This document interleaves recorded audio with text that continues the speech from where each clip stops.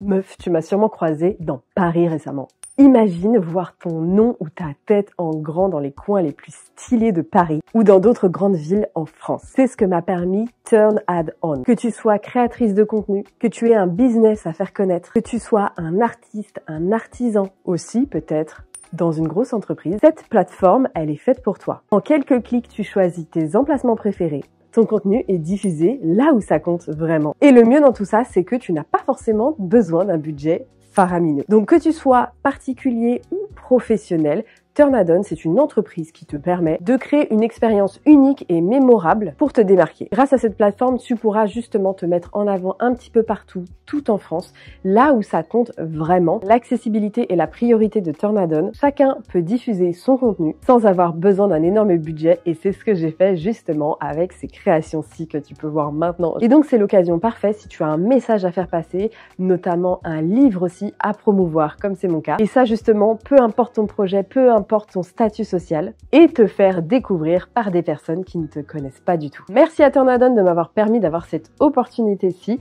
Justement, j'ai pu être découvert par des personnes qui ne me connaissaient pas du tout et qui m'ont écrit à la suite de ça justement pour avoir des conseils Curly Hair. Et d'ailleurs, si tu veux avoir encore plus de réduction, tu as ce code-ci qui te permet d'avoir 100 € de réduction sur une campagne publicitaire. Merci à Turn Ad On, parce qu'il faut le prononcer quand même ça, techniquement, de m'avoir permis de pouvoir profiter de cette opportunité incroyable que je n'aurais jamais eue sans eux. Bref, passons au sujet de la vidéo. Eh meuf, je sais pas toi, mais moi, l'ancien YouTube me manque. C'est-à-dire qu'aujourd'hui, j'ai l'impression qu'il y a que des contenus archi-produits avec une équipe de prod, machin, patacoufin. Alors qu'en vrai, YouTube, l'essence même de YouTube, c'était de pouvoir discuter entre autres dans la beauty sphère, entre meufs, de bons plans, de trucs qui valent ou pas le coup. Et je trouve que ça manque de plus en plus à YouTube. Je sais pas ce que t'en penses. Et moi, je t'avoue, ça m'attriste un peu. Mais bon, bref, aujourd'hui, on va faire un anti-haul, c'est-à-dire que je vais te faire économiser de l'argent sur des trucs que j'ai testés et détestés et surtout pour lesquels j'ai mis beaucoup trop d'argent de façon inutile. On va commencer par un truc qui m'a coûté 1700 €. Oh putain, mais qu'est-ce qu'on m'emmerde là. Putain, alors lui, il revient comme un ex toxique. Ça faisait 6 mois qu'il me calculait pas. Là, ça y est. D'un seul coup, j'ai un appel WhatsApp MDR, va là-bas. Je disais donc, ça m'a coûté 1700 € et je suis revenue un peu à la case départ. Voilà, pour se dire à quel point je suis archi ravie de cet investissement. Qu'est-ce que c'est donc? C'est l'épilation définitive. Donc, moi, je suis pour chacun fait ce qu'il veut de ses poils. Si tu veux avoir des poils et des poils, si tu veux pas avoir... Chacun voit midi à sa porte. Moi, j'ai décidé sur une partie très précise de mon corps d'enlever des poils parce qu'ils me dérangeaient. Toi et moi, on sait de quoi on parle. La repousse / hérisson te brûle quand ça repousse, qui t'irrite la peau et qui te blesse carrément tellement la repoussée de rue. Voilà, en fait, je peux pas. Je n'y arrive pas. Je n'apprécie pas les poils à cet endroit-là et parce que, tout simplement, pour moi, pour mon type de poil, c'est pas confortable. Voilà. Donc, j'ai décidé d'aller faire de l'épilation laser dans un centre médical et j'ai vu un docteur. J'ai vu un docteur avant de faire ça qui m'a dit oui, c'est possible sur votre type de peau, blablabla, blablabla. Bref, j'ai payé de ma poche parce que vous aimez trop croire que les influenceurs, on nous offre tout, machin, patacou. Enfin, non. On achète des trucs. En tout cas, moi j'achète des trucs. Je parle pour moi. Et donc, c'était, je crois, 130 € chaque épilation.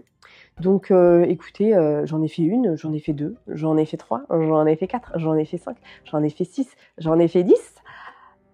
Limite, vous n'allez pas me croire, j'en ai fait 13. Voilà, 13 à 130 €. Non, on aurait pu s'en passer. Et aujourd'hui, donc ça fait un an et demi que je n'ai plus fait de séance parce qu'il y a un moment, en fait, si je dois en faire tous les 2 mois, c'est quand même pas très rentable. Et aujourd'hui, voilà, alors je peux pas vous montrer ça à l'écran, bien évidemment, pour des raisons de monétisation, n'est-ce pas? Je suis revenue à la case départ. C'est-à-dire que la vibe hérisson est revenue. Voilà, Et, la dame m'a dit, bah écoutez, non, pour vous, on pourra que s'arrêter à cette pilosité-là. Pilosité qui, en soi, ne me dérangeait pas parce que c'était une pilosité toute douce, toute lisse, toute mignonne, voilà, elle me dérangeait pas. Tu vois, moi, si j'avais un maillot comme ça, tout douce, tout lisse, tout mignon, oui, même avec des poils, je prenais. Là, je prends. J'ai dit, ok, moi, ça me va. Je ne suis plus dérangée quand j'ai des repousses. Si je veux raser, je rase. Voilà, je suis plus embêtée par tous les poils incarnés, les machins, les trucs, les cicatrices. Voilà. Donc bon, j'étais contente. Sauf qu'en fait, Si je fais pas des séances tous les 6 mois, donc si je dépense pas 300, 400 € par an, si j'en fais pas une à peu près tous les 3 mois, et ben en gros ça repousse. Donc en fait, l'épilation définitive ne s'appelle pas définitive. En fait, il est là le problème. Je sais pas si c'est ton cas aussi, mais pour moi, l'expérience de l'épilation définitive n'a pas été définitive et je me tâte littéralement à envoyer un mail au centre médical parce que, frère, tu peux pas appeler ça une épilation définitive quand tu vois mon maillot et je ne fais rien de... Voilà.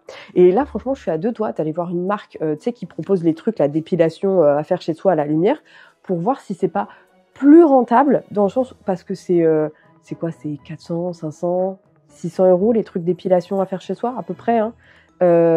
Ça te fait économiser 1000 balles, 1100 € même. Donc voilà, j'en suis à ce point-là à me dire de... Est-ce que en fait les trucs qu'on nous vend pas dans le commerce c'est pas tout aussi efficace? Enfin bref, si t'as déjà testé l'épilation définitive, l'épilation à la maison, dis-moi ça dans les commentaires parce que franchement moi je suis tellement mais tellement déçue. On complexe les femmes sur ça, on leur trouve soi-disant des solutions définitives qui ne sont absolument pas définitives et donc tu te retrouves à dépenser littéralement le prix de 2 semaines de vacances pour un truc où tu reviens à la case départ. Franchement, inutile. Bref. Oh là là, putain. Alors ça, MDR quand j'ai vu ça. Olaplex Bond Brow. Voilà, donc du Olaplex pour les sourcils. Est-ce qu'on peut parler de ça?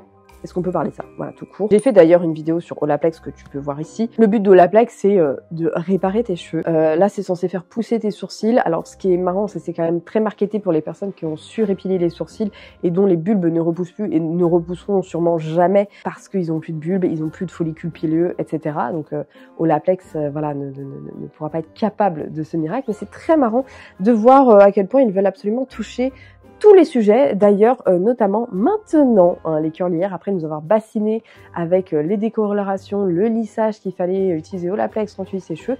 Maintenant, même quand tu es une curlière, tu peux utiliser Olaplex avec leur fameux numéro 10, un gel pour les boucles, définisseur de boucles, donc toujours... voilà, on est toujours dans le 72 heures de domptage, de frisottis, 3 fois d'amélioration de la rétention des boucles, cheveux plus lissés, etc. On est donc sur de l'eau, du xéthylglucoside, donc c'est un dérivé du sucre, de l'hydroxyéthylcellulose, donc c'est tout simplement un dérivé de la cellulose qui va justement aider à cartonner les boucles, et après de l'anhydroxylitol, pareil, qui est un dérivé du sucre tout simplement pour fixer. Et après, on va retrouver leur fameux actif phare, le dimaléate bis aminopropyldiglycol et de la glycérine, du propanidiol comme humectant. Et on va retrouver agent filmogène avec le guar hydroxypropyltrimonum, mais bon, ça à la limite c'est pas dramatique, nous les curly on aime beaucoup. Quelques polyquaternium 10, bon ça c'est pas grave. On a franchement quand même un milieu de composition qui est plutôt naturel, même si à la fin on va retrouver du phénoxyéthanol, ce qui est un petit peu dommage. Ce gel là, c'est du dérivé de sucre. Donc à la limite, tu prends quelques grammes de sucre, tu mets ça dans du gel de lin avec de l'acide hyaluronique ou du gel d'aloe vera et voilà. Et on te vend ça à 30 €. Me dites plus jamais les secrets de Loli, c'est cher. Hein. Et un truc qu'on m'a aussi demandé énormément de fois de regarder, c'est le Dyson Phytosan. J'espère que ça se prononce comme ça, qui coûte également 59 € les 100 ml. Ne me dites plus jamais les secrets de Loli, c'est cher. Je ne veux même plus entendre cet argument. C'est un sérum après coiffage que j'ai vu marketé, mis en publicité rémunérée chez plusieurs créatrices de contenu que je suis. Et alors là, par contre, où je trouve qu'ils ont été extrêmement intelligents, parce qu'il faut le dire quand ils font les choses bien, c'est qu'ils ont créé 4 déclinaisons de crème.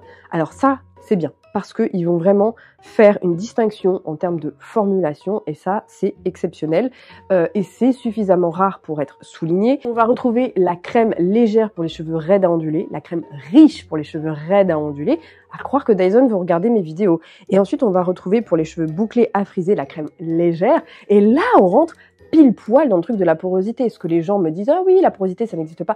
La preuve que Dyson finissent par s'y mettre parce qu'ils comprennent bien qu'un seul produit ne peut pas convenir à l'ensemble de la populace. Et on a également donc la crème riche pour les cheveux bouclés à friser. Donc ça, c'est extrêmement pertinent de leur part. Alors après, moi, je regrette quand même que ça soit vendu à un tel prix. Et lorsqu'on regarde la compo, moi, je la regarde vraiment comme ça. Donc on est sur de l'eau, des huiles donc d'argan, un alcool gras, de l'huile de noix de coco. Là, ça mérite pas 59 €, tu vois. Enfin, c'est littéralement la base du masque un peu aromazone, si ce n'est qu'on est peut-être sur des huiles un peu plus nobles quand on utilise de l'huile d'argan. Ensuite, on va retrouver un dérivé d'huile estérifiée. On va retrouver quand même du déméthicone, hein, on a un petit peu de silicone. Après, de l'huile de ricin, le fameux chitosan, je sais pas comment ça se prononce, donc qui est un dérivé, ils disent du pleurote, mais pour moi, la pleurote, c'est un champignon. Alors, j'ai peut-être rien capté. Là dit, j'ai fait aucune recherche. Donc là, c'est vraiment une réaction à chaud. Quand j'ai vu ça, j'étais là en mode, ah ouais, balèque. Parce que c'est vraiment pas marketé pour nous. 59 € les 100 ml. Qu'est-ce que tu veux qu'on fasse, nous, les curly? On va mettre ça une fois. Allez, ciao, tu vois, on va vider le tube. Et globalement, après, on va retrouver quand même un petit peu beaucoup de chimie avec des polyquaternium, du diméthicone. Enfin, bon, je te laisse regarder du disodium EDTA, du phénoxyéthanol, bon bref. Et alors par contre, ce qui est assez marrant, c'est que la composition a l'air quand même très similaire pour les cheveux raides à ondulés, ou alors peut-être il y a eu une erreur de composition, parce que pareil, on est sur de l'eau, une huile d'argan, un alcool gras, de l'huile de noix de coco. Ah si, on va retrouver le silicone qui arrive un petit peu plus haut dans la liste, et on va retrouver une huile de raisin. Peut-être que la quantité d'eau est beaucoup plus importante et la quantité d'huile l'est beaucoup moins. Je pense que voilà, on est sur quelque chose comme ça.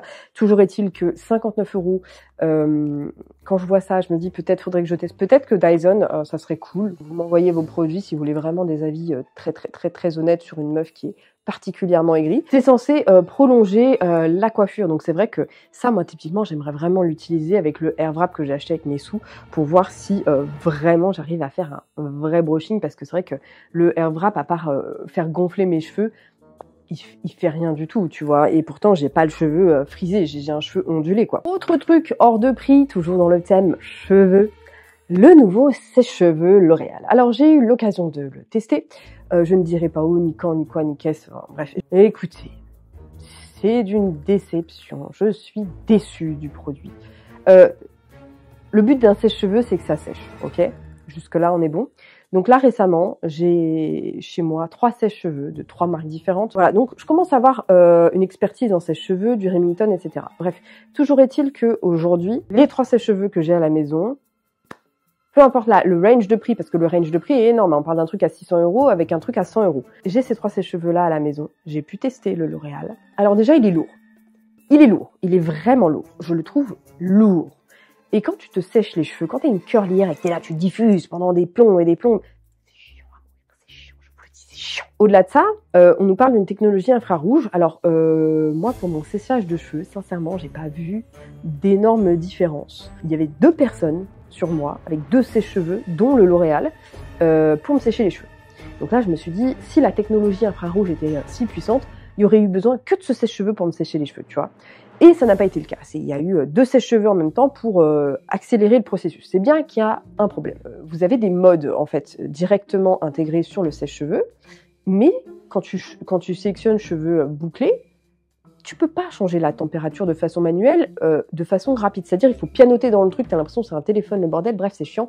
Moi, quand je veux me sécher les cheveux, je veux juste switcher un bouton, air chaud, air froid, air tiède, 1 vitesse 2, vitesse 3, point barre. J'ai pas envie de pianoter pendant 50 heures, de cliquer sur un écran, de faire 56 bips.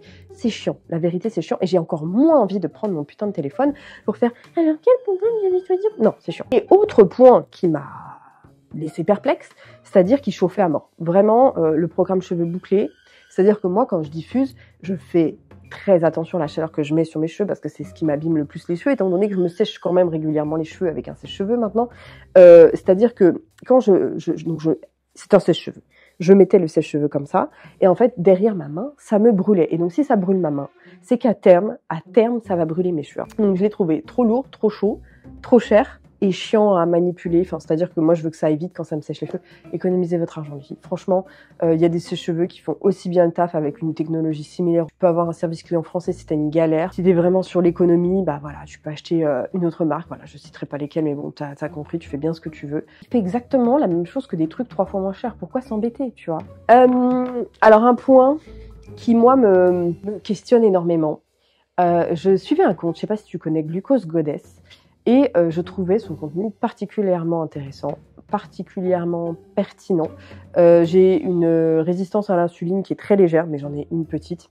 Et étant une enfant du diabète, hein, voilà, mes parents le diabète, grand-père le diabète partout, c'est quelque chose qui commence vraiment à me questionner, tu vois. Et j'adore le sucre. j'adore le sucre, je plaide coupable. Donc bref, et j'aimais beaucoup son compte, j'aimais beaucoup ce qu'elle véhiculait, puis elle a sorti son livre, puis elle a sorti ses compléments alimentaires. Et j'ai regardé une vidéo récente de Daring Cha qui parlait justement du complément alimentaire de la fameuse Kourtney Kardashian, qui ressemblait étrangement au complément alimentaire de Glucose Goddess. Et justement, elle faisait le parallèle avec Ozempic. Ozempic, si tu sais pas ce que c'est justement une médication. Non, on dit pas comme ça en français. Un médicament pour les personnes diabétiques qui est utilisé actuellement pour les stars, pour faire des régimes, pour être ultra mince, notamment, comme on le voit d'ailleurs le avant-après de Christina Aguilera. Et en fait, je trouve que Glucose Goddess, au même titre que Kourtney Kardashian, joue exactement sur cette petite ligne très fine de son complément alimentaire, fonctionne ou fonctionnerait exactement comme peut le faire Ozempic. En soi, c'est cool quand même de proposer ce genre de complément alimentaire avec des études cliniques, etc., notamment pour les personnes comme moi qui aimeraient réussir à perdre leur poids, qu'elles n'arrivent pas à perdre parce que justement tu as tout ce background du diabète, de résistance à l'insuline. Voilà, c'est vrai que ça serait sympa. Par contre, moi je me questionne aussi forcément sur le prix, sur le fait que ce soit un abonnement. Je trouve que c'est quand même extrêmement cher. Alors, une petite voix me dit dans ma tête que c'est tout simplement quelque chose qui a été développé par un plus gros labo, que c'est pas quelque chose forcément d'indépendant, et que d'ici 1 ou 2 ans, ce complément alimentaire va redescendre et va littéralement inonder tout le marché des acteurs de compléments alimentaires, c'est-à-dire que tu en retrouveras sûrement chez, pour citer des marques de protéines, Bulk, MyProtein, voilà, et chez plein d'autres marques finalement. Je pense que ça va se passer comme ça, parce que quand je vois franchement les 2 compléments alimentaires, je me dis mais c'est pas possible, ils sont faits exactement au même endroit, quoi. Je testerai, mais pas au prix de Glucose Goddess, pas au prix de Kourtney Kardashian. C'est là aussi où je trouve que maintenant le métier d'influenceur a ses limites, parce que si quelque chose que finalement que je vois beaucoup, on se retrouve avec finalement ce côté faillotage où la personne achète les produits pour se faire bien voir par la marque, pour avoir justement des PR, des relations presse, des envois presse, etc., pour se faire rincer de produits. Et c'est vrai qu'il y a beaucoup de créateurs de contenu ou d'influenceurs comme vous voulez les appeler, qui aujourd'hui voilà, ils font les yeux doux aux marques, etc., pour se faire rincer. Et au final, on n'a plus aucun esprit critique sur les produits. Bref, tout ça pour dire que c'est important aussi d'avoir du recul en tant que créatrice de contenu et d'arrêter de dire et arrêter de nous dire ouais on est des haters. Et à un moment, je trouve que quand on teste des produits, et aujourd'hui moi qui passe ma vie à tester plein de trucs, comme tu l'as vu, bah je suis désolée, je suis pas spécialement convaincue. Je dis pas que c'est nul, hein. J'espère qu'on va pas me traiter de hateuse, parce que franchement c'est pas que ça me ferait de la peine, mais je me dis, est-ce que on peut faire preuve d'esprit critique, voilà, tout simplement. Est-ce que juste dire, bah voilà, aujourd'hui je ne souhaite pas consommer parce que X, Y et Z raisons, j'adhère pas au projet, est-ce que c'est ok de dire ça? Enfin bref, j'espère que tu as aimé cette vidéo, je te dis à très bientôt.